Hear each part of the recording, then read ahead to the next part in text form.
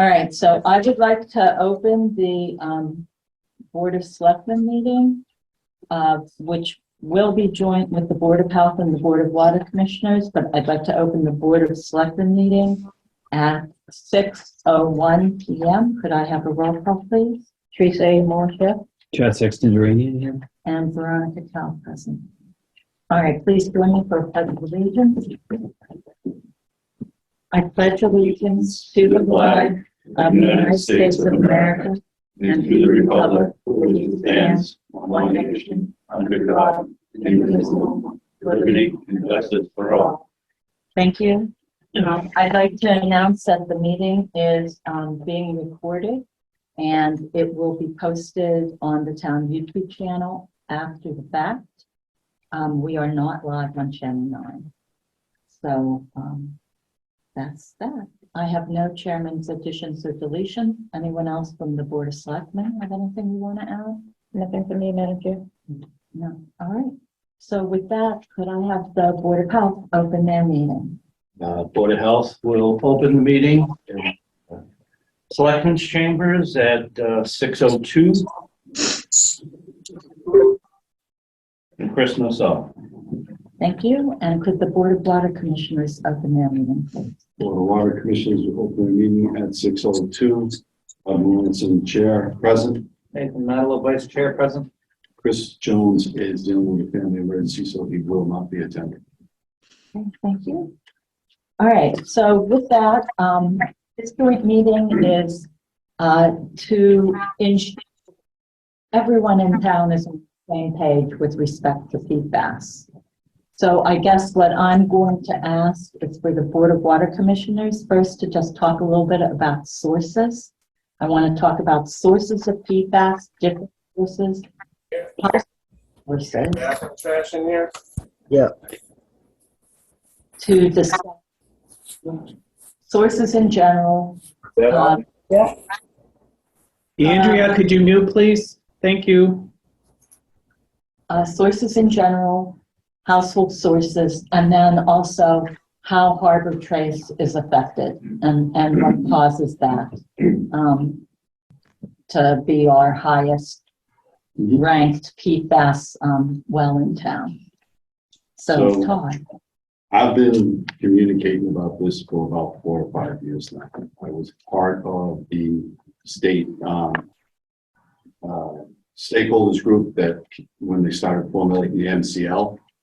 I'm on the technical committee for Mass Water Works, specifically about PFAS, and my community that I serve in dealing with it for probably about 4 years. PFAS is in just about everything you have in your house. It is well documented. It's in anything that is water resistant, stain resistant, fire resistant, or non. Carpets, bedding, clothing. Notre Dame released a study last summer. 65% of all cosmetics sold in the United States and Canada have percent level PFAS in them. To understand that, 1% is 10,000 parts per million. Okay? We're talking about 20 parts per trillion for 6 different compounds. Your pet food containers have it in it because that's what stops the oil from proceeding through the paper bags, and it's so that everything comes out of the can. Your carpets, they have tied like condo associations that don't have municipal water or sewer have their own treatment plant for it's basically a large septic system. They're tied washing the carpets in the homes and putting that water down the drain to it.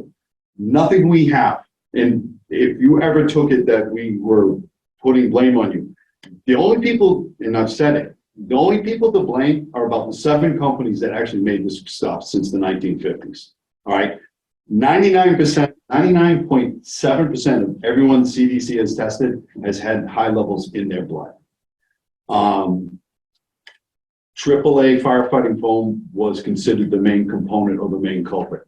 That's not the case anymore. Unless you're on a fire academy, an airport, or a military base, That's not the case, and that's probably the case. Now it's everyday use stuff. Unless you're like Hudson was a coatings company, their chemical container leaked and it created a plume. Once this stuff hits water, it moves like no other contaminant. So you're looking, it's very hot. So the main route of exposure for teenagers right now is microwave popcorn, delivery pizza, and Chinese food, because all the containers are non-stick. Like 3 of my favorites. I've been trying to communicate. It's very hard to communicate this. Nobody has done anything wrong. Right. The septic systems, the wastewater treatment plant systems, our drinking water systems were never designed to take this stuff out. It's very hard to remove. It's very, even within the family of compounds, the compounds themselves react differently. So you may take granular, it's one of the more common ways used to remove it. It does well for the larger chains, but some of the shorter chains just goes right straight through, and you need ionic resin. And they're temperamental on the raw water chemistry. So trying to remove it on the drinking water side is hard. How they're going to do it on a wastewater side, I have no idea. In septic systems, they've never ever been designed to deal with anything like this. But so that you do know, DEP and are studying the relation between the concentration of nitrate in drinking water, in the raw water, and the concentration. They are finding a correlation. And a lot of times it's from the larger, if you go to any place that doesn't have sewer, and they have large condo associations or strip malls, they will have what are called packaged wastewater treatment plants. But it basically gets out to a leaching field. None of these systems were set to take care of this. And there is nothing that is made. If you look at Westminster, there was an organic composting place in Westminster. It is now the private wells, and I think the private wells in Townsend, because we have the 3-acre minimum with very few variances, and the Title V, the well and the septic system have to be as part, and we have bedrock wells for the most part. I believe those are probably okay. Westminster, because of the concentration, they were taking biosolids from a wastewater treatment plant, and they took residual paper pulp from Siemens paper plant. They are finding numbers in the thousands, if not multiple thousands, and they have a cease and desist order. But this place was classified as an organic composting facility, and it's been run for 30 years.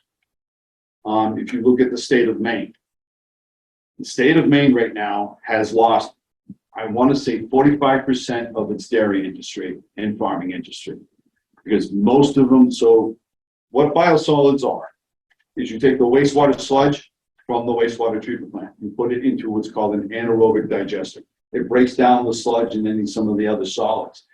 And they sell it, or we're selling it, as fertilizer, okay?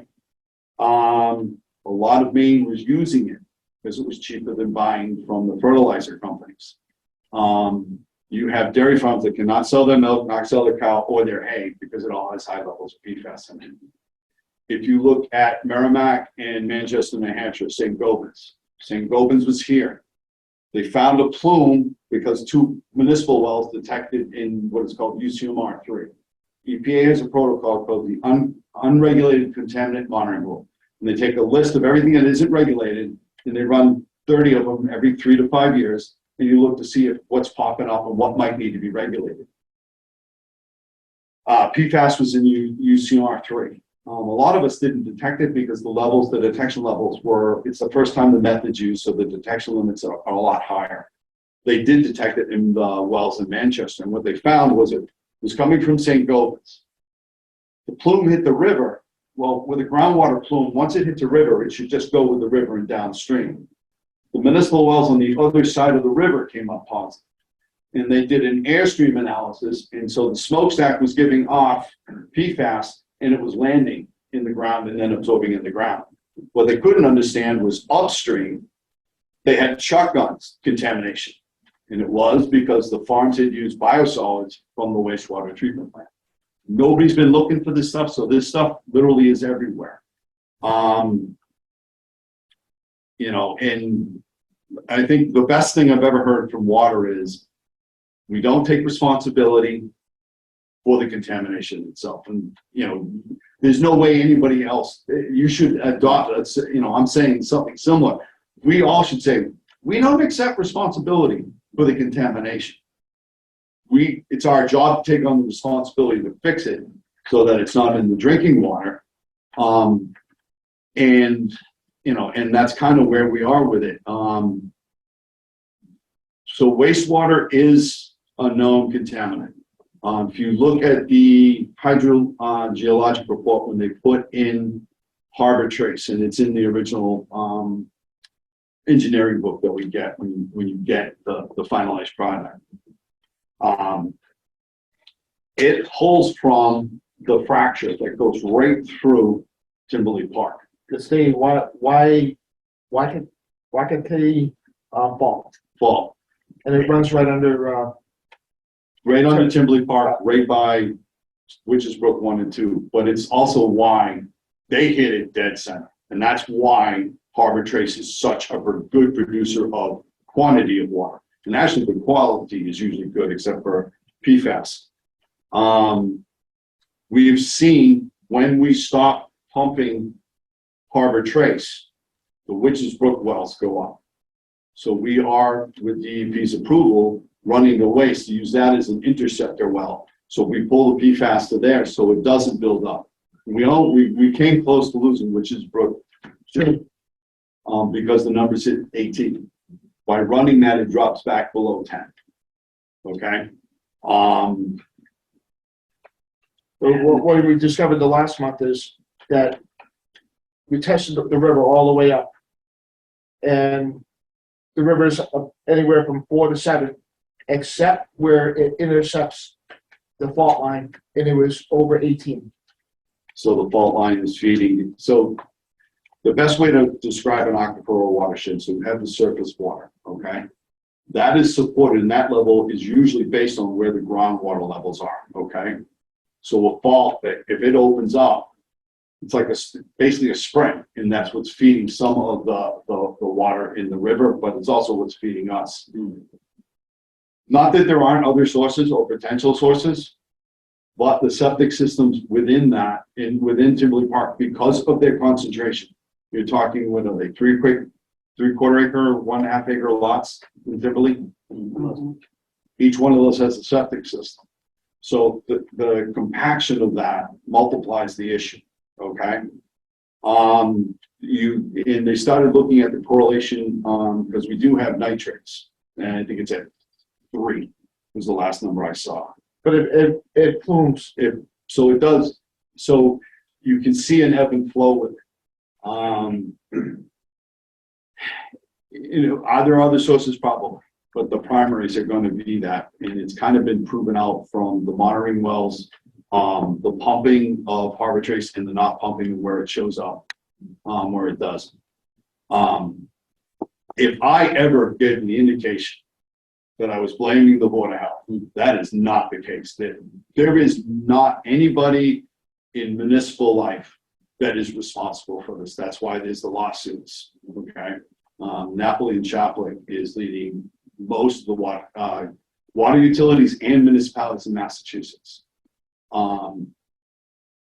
They did the 9/11 lawsuit for the emergency response, and they were leading the asbestos. So they're pretty good at this sort of stuff. But the indications are that, you know, fire departments were worried about their liability if they used firefighting foam. And they're like, no, it was an approved use for what you were using. You didn't know it was bad, so it's not on you either. So I keep hating to say it, no one in this room is at fault. There is no way we could have known about it until, 2013, 2015, there wasn't a method to detect it. No one was looking for it. Massachusetts has some of the most stringent regs in the country. We were the first one to group instead of teaching, so here's the other thing you should know. We regulate 6. The instrumentation sees about 48 individual compounds in this family of compounds. There's somewhere, we don't know the exact number, but there's somewhere between 4,000 and 7,000 individual compounds in this compound family, and we can only see 48. And we can only see down to reliably 2 parts per trillion per compound. So some states we're still going by the 70 parts per trillion that the federal government had, the EPA had for a while. I think it was 18 states decided they would regulate. So the way water works is EPA has federal primacy. Your state can take it over if it has an environmental branch, like Massachusetts has the Environmental Protection, Department of Environmental Protection, New Hampshire's Department of Environmental Services. They take over primacy of water. They can't make things less stringent than the federal government, but they can make things more stringent. Some of them took individual compounds and put individual numbers to them. 15, 13, it's haphazard. There's about 5 or 6 states now that have taken Massachusetts lead, taken 5 or 6 of the compounds, grouped them together and put a total number there of 20. And that's, Vermont's done it. Maine, I believe, and Connecticut. I'm not exactly You're sure. looking at What? 20 parts per trillion. Billion. But that's gonna drop. But Eventually.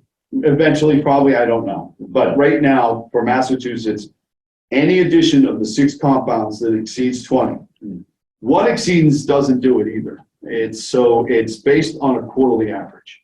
So if you test between 10 and 20, you go to monthly sampling. That quarter, you add those 3 up. If it averages over 20, or if you have a detection and it doesn't matter if you've got 0 for the next 2 months, it would still be over 20, then you're in violation. Also, it's based on 2 significant digits. And what that means is, so like say it was 20.5. That doesn't round up to 21, so it's not a violation. At 20.6, regulatory, that's the exceeds, but it's only based on the average. So you can we've actually seen their ebb and flows. We were always worried about summertime months, July, August, September. That's usually when it's the driest and you have the heaviest pumping. And so when you pump something, you ever stuck a straw into ice and you suck on it and you watch the ice kind of thin out, you watch the water go through the ice. That's what's called a cone of influence. The harder you pump, the larger that cone of influence gets. And the fear was with PFAS in the last couple of years was when we hit a dry summer and those cone of influences get larger, will our numbers go up? It hasn't necessarily been the case. We weren't so concerned last summer where it was so wet. We're finding that's more the problem because it's coming in from a whole bunch of different areas into the aquifer. From the stormwater, you have stormwater reintroduction systems that are taken from parking lots and directly letting it filter through the ground. You have stormwater being taken out of sewer systems, so you don't have a combined sewer overflow. And they're doing direct drops into streams and stuff. So anything that has the potential to collect PFAS is dropping into the rivers and streams when you have these high weather events. And they're starting to look at those as being, because the numbers in the state went up in July, August, and September of last year. It was one of the wettest summers we had on record.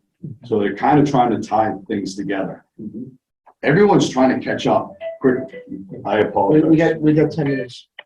So, Yeah. but anyways, that's the long and short. I could keep going for probably an hour or more, but that's it. I would go and check a lot of websites, municipal water websites to get information. Chelmsford Water, I don't mean to brag, but it's really good. It has there's something called the Interstate Regulatory Commission. They have a list of everything, of everyday items that have it in there. We have a lot of good information that's been well vetted. The Notre Dame report is on there and stuff like that. So do you guys have any questions? I'll shut up now. No, I think you covered everything. I'm all set. Do you have any questions? I just want to make a comment that in the town meeting, the way things went down and I got up and I voiced an opinion, I was defending the fact that we've done the best that we can with the septic system. But I will also agree with the fact that we still have a whole bunch of systems down in Timberlake Park, et cetera, that are twin leach pits. And until those are all upgraded, you're not going to get into the nice systems that we're installing today. Right, but it doesn't matter what site Make this It is. doesn't matter. No, it doesn't. But I want to thank you very much for the way you presented that. I think you did an excellent job. And if I could, Madam Chair, Yes. I think going forward, the most important thing is that we work together on this. We have the new plant coming in. That's going to be a big effort, not only for the people that are in here, but other departments are affected as well. Yeah. So I think the most important thing is that we all communicate. If we have questions, bring it directly to the boards that are handling it. And I think that if we need any clarification or whatever, we can use the town administrator as like a hub for information. I think that's the best way, because if we are going to be talking to the community, we all want to be saying the same thing. And I think that's most important. You guys are doing a great job with what you're doing. You guys are doing a great job with what you're doing. We just want to make sure that we're all saying the same thing. We're speaking the same language. Gentlemen, do you have anything? Not right now? No? Okay. So we're in the final stages of the planning, and we have to submit a set of plans and the application for the loan by October 14th. So I don't have a lot of time to get things ready. Everything will be going out to bid in January for break ground in April. Hopefully. We're having a lot of problems with parts and stuff like that. That's what's slowed Main Street from coming online. We had trouble getting parts. We had trouble getting 3-phase cable. 6 weeks. Yeah, it's 6 months for ductile iron pipe. So, but I will say also, a lot of people, I've combated something where everyone thinks we're getting free money from the bill, it's not the way the state is handling it. All that infrastructure money is going to the Clean Water Trust, and you have to apply for a loan with the state revolving fund. That's why the warrant article was on the town meeting. We need that approved so we'll apply for the SRF loan in October. For PFAS, it's 0% interest. And because of our community standing, we're getting currently, Right now, no, don't break it down, just give me a total number. 46.4%. Of the money. Principal forgiveness. Yeah. Okay. So 0% interest, and whatever we put into it, right now, we don't have to pay 46% of it back. Very good. Well, we do have to go through the SRF process, which it's not a small lift. The staff, I'm doing the same thing. It's a lot of hurdles, a lot of jumps, and then you don't even find out until January, February if you made the intended use plan. Which we have. Not until they make the decision. Until we get that letter in January, February, we don't know. I'm confident, but anyways, I will say this. Got five. Any of you have any questions about PFAS? Please, no, I'm saying any additional ones. You can reach out to me. Yeah. And if I don't know the answer, I will know who does. That's what we have Rick for. He takes care of all our information. That We pay is- his- All we right, pay his- so- We're playing out there, a lot of money for playing out there on Thursday. Thank you very much, Todd. Yes. The Board of Health, thank Thank you you. for coming. Anything further Yeah. that we need to discuss? I think we're all set.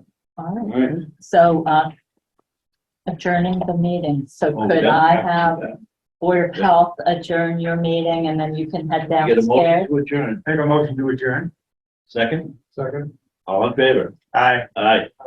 We're all set. Thank you very much. Thanks. Thank you. And Don't even put your chairs back. Go ahead. I second. Roll call, vote. Aye. Thanks, Carla. Aye.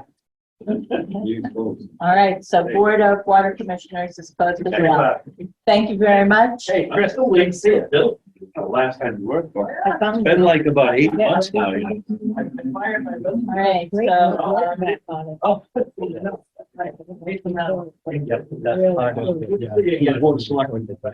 they did. thank you so much. Thank you for talking. I appreciate it.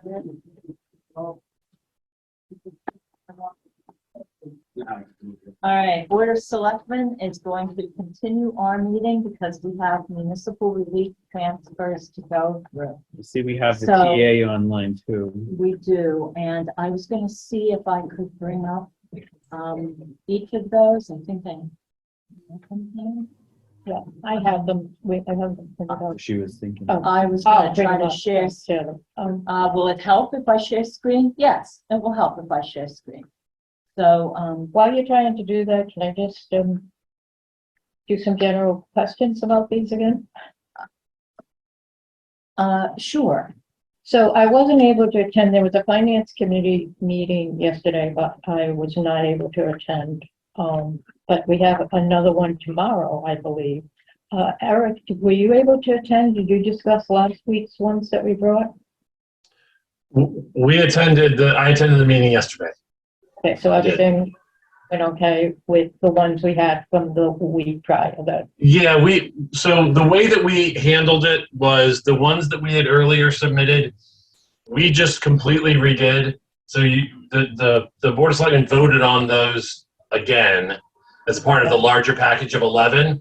And I addressed all of their issues that they had about those, the two earlier ones and all of the remaining 9 that were submitted yesterday. And so hopefully they understood the situation as well as we could, given the fact that some of the questions neither Lori, the accountant, nor myself had the answers to. So we're going to have to do a postmortem about this here with the department heads to get some more specific clarification. and did we determine that we're gonna continue with this process? We got a bunch more today, they'll be probably going over them tomorrow, I guess. Continue with this process indefinitely, or was there talk about changing the process? I'm just a little confused on that. Yeah, so the way that relief transfers are allowed for towns, the only time that the town is allowed to do these transfers is during the last 2 months of the fiscal year. So in May or June, or as we're doing now, as we're wrapping up the fiscal year in May and July. So unfortunately, given the way that the budget was set up for FY23 is set up kind of substantially similar to the way it was set up in FY22. So in all likelihood, we're going to have the same sort of situation come up, hopefully in a lesser amount, but the same similar situations will come up at the end of next fiscal year, but it won't be till next May or June. The way I've discussed it with Lori and Melissa is we're going to try to keep both the Board of Selectmen and the FinCom apprised of these issues on a kind of a year-round basis, so that when you get a relief transfer in May or June, you're not going to be surprised, because you should already know that that's going to be something that we anticipate. I know that just because of the way that the circumstances work this year, I don't think that, I think that next year we'll be able to have a more kind of seamless, working relationship to make sure that we can do that with the Board of Selectmen and the FinCom, so that we're not dropping these on you without being able to tell you, as we told you earlier, we knew this was coming. I do think that Terry, before she left, had some ideas that this was going to happen, but the 12 days that she and I overlapped, we weren't really enough to nail down everything that was going to have to happen at the end of the year. Thank you. So to be clear, Eric, these transfers are based upon the budget that was written in 2021. Correct. So this Right, I was get it. 2 years Yeah. out. Yeah. So I try to come up with a new process for next year, but it looks like not.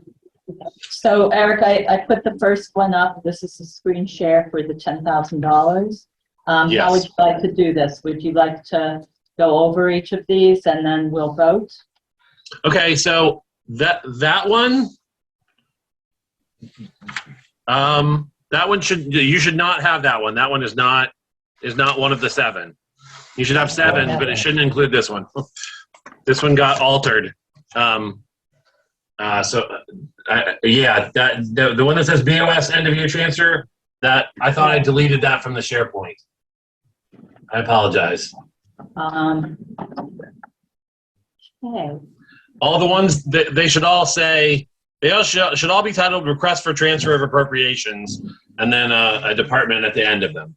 Those are the 7 that we'll be doing. that was the first one in the, okay, so let me, all right, let me bring up the first one that I see. So this is for $540. Let me get my screen share going. Yep.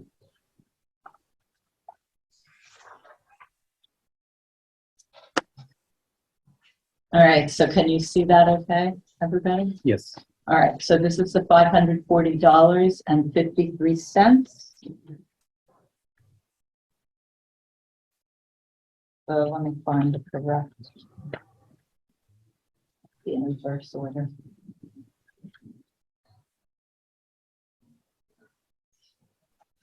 All right. So Eric, do you want to go over this one? Sure. So this is to the Board of Assessors wages. My understanding is that this is to cover unanticipated overtime over the course of the year. All right, and it's coming from professional services. All right, is there a motion? I make a motion that we,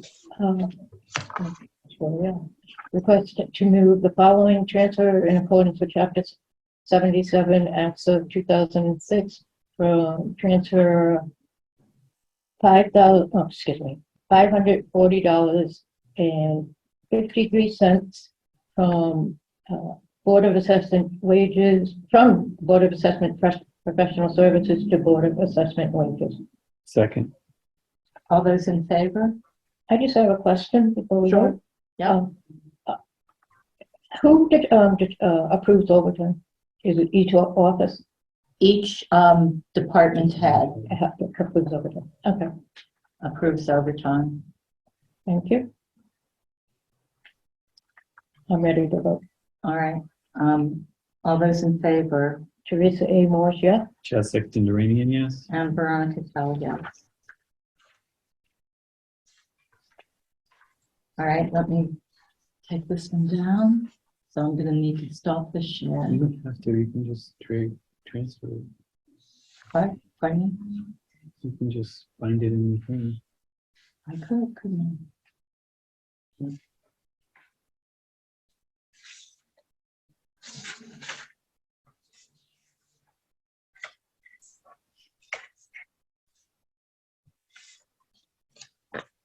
Right, so this is the $20,000.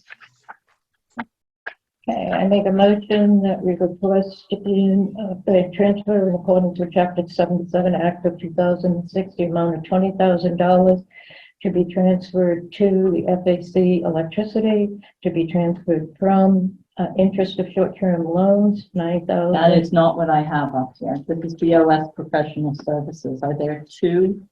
Yes, there's another 20,000, but that's I'm sorry. separate from the one that's up on the screen. I'll call again. I'm just. I'll getting- start again. Yeah. Having a rough night. We transfer the amount of $20,000 to the Board of Selectmen Professional Service from the health insurance. Is there a second? Second. All right, now discussion. Eric, do you want to just mention something on this? Yeah, I mean, I would actually, I know the lines that are generally overdrawn, and I've laid out the general amounts in the description down below. There's a $1,600 deficit in office expenses, a $950 deficit in town reports, and a $15,000 deficit in professional expenses. I unfortunately do not know the kind of the reasons what behind those deficits. I think I'm assuming that the town reports is just a more expensive than we budgeted for the production of the town reports. That is true. But for purposes of the professional expenses, again, I mentioned this to the chair, and I do want to mention it also to the other members of the Board of Selectmen. I did get these at 4:00, and I don't have a lot of background on on most of these. This was very last minute, and so that is something that we're going to change next year. So I don't know if the Board of Selectmen has any insight into the Board of Selectmen professional services line.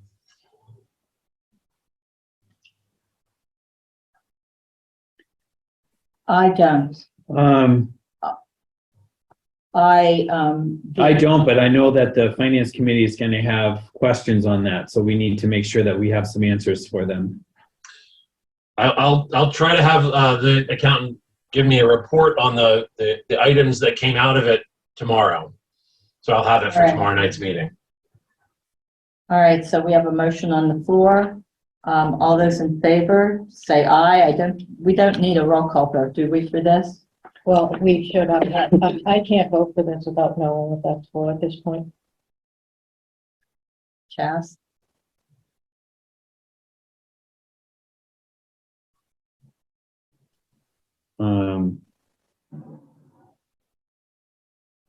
I agree. I want the 15,000 is a big number. It's half of what we got left in that one. Right. Our opportunity to do this is waning. I think we have until the 15th of the month. Is that correct, Eric?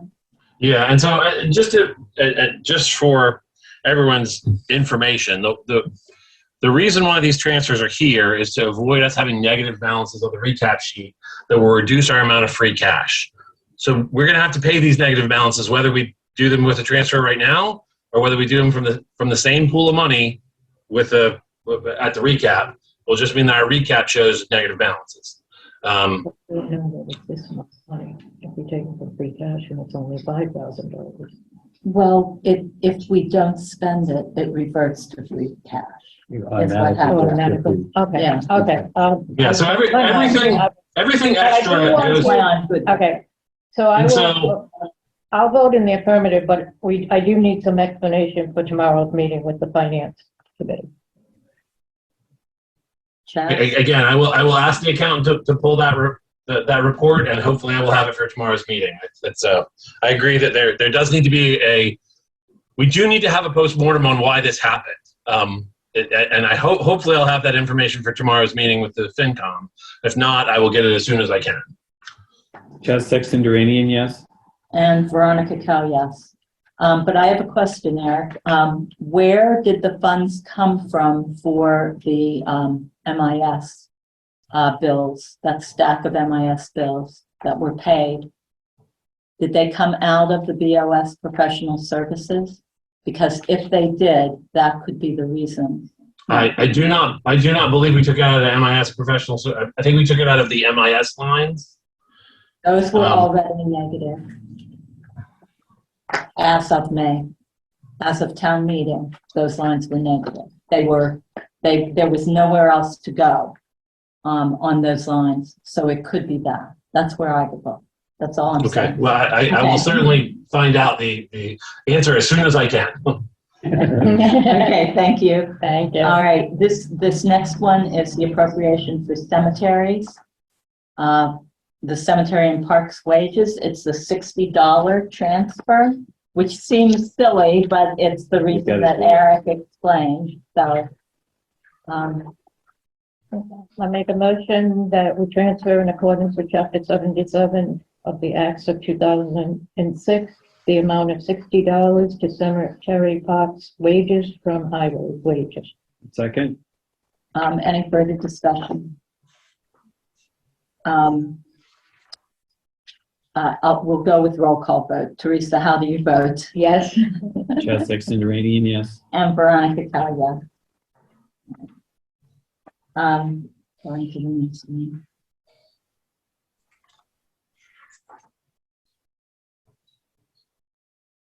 All right, this is the facilities. This is the other 20,000, I think.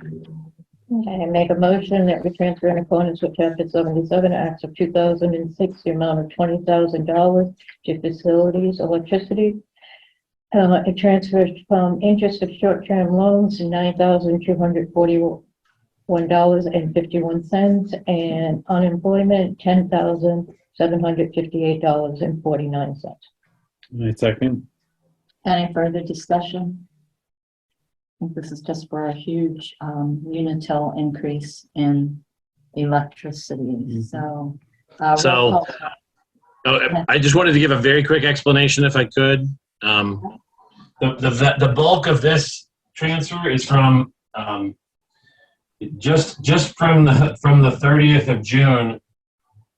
We had bills for electricity that of over $8,000, which I believe were unanticipated when Lori made her last reviews of the facilities lines.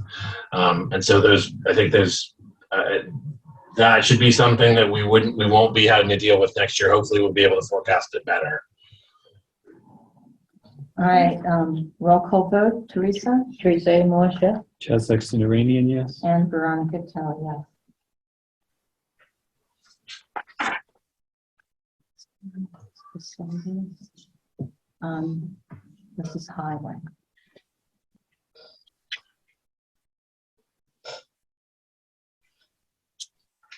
All right, so this is a transfer of $4,000. Is there a motion? Make a motion that we transfer in accordance with chapter 77, act of 2006, amount of $4,000 to the highway public works supplies from highway wages. I second that. Thank you. Any further discussion? Roll call vote, Teresa Teresa A. Moore, yes. Chad Sexton Duranian, yes. and Veronica Kell, yes.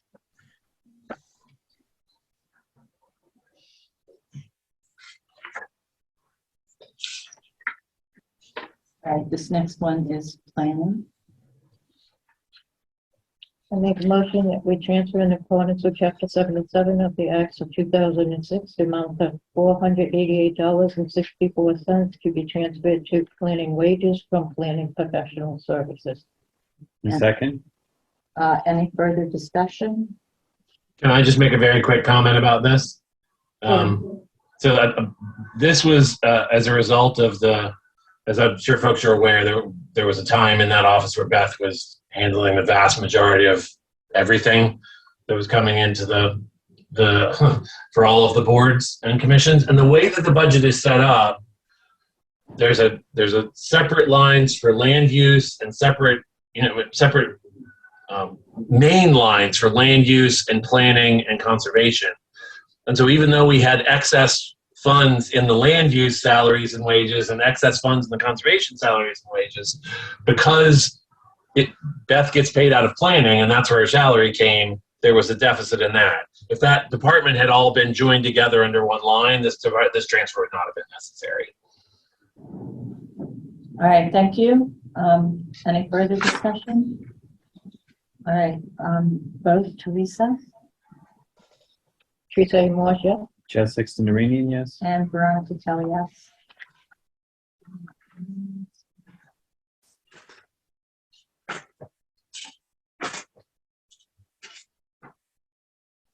This is for rec.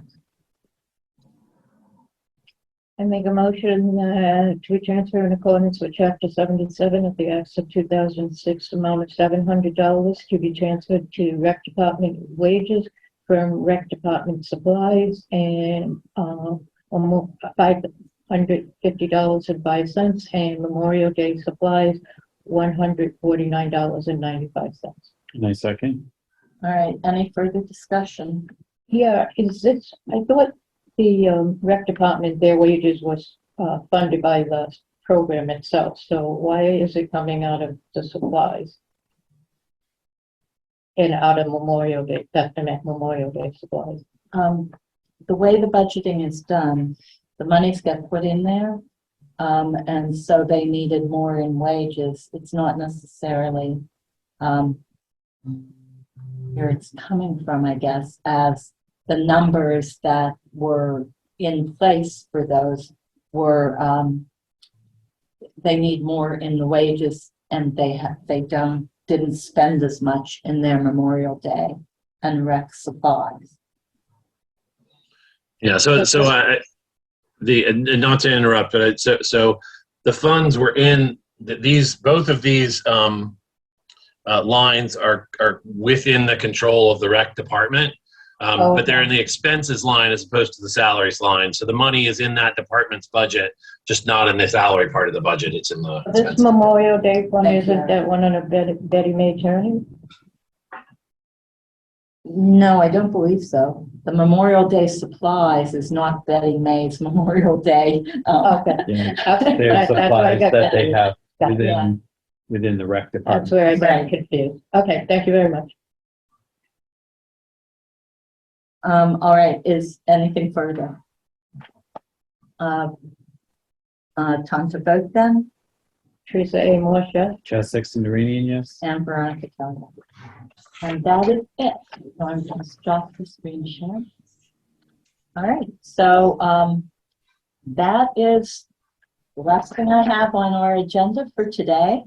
Did So you we have can- the item that you added? Did you make the addition to the agenda for the There were rec? no additions or deletions. I was told that was going to be for next week because the commission had not voted on the appointment yet. Okay, I apologize then. I hadn't heard Does that. that fit? Okay, all I make a right. motion to adjourn the meeting at 6:48. Is there a Second. second? All those in favor? Teresa A. Moore, yes? Chaz Sexton Duranian, yes? And Veronica Kelly, yes. Thank you very much, everybody. Have a good rest of the evening.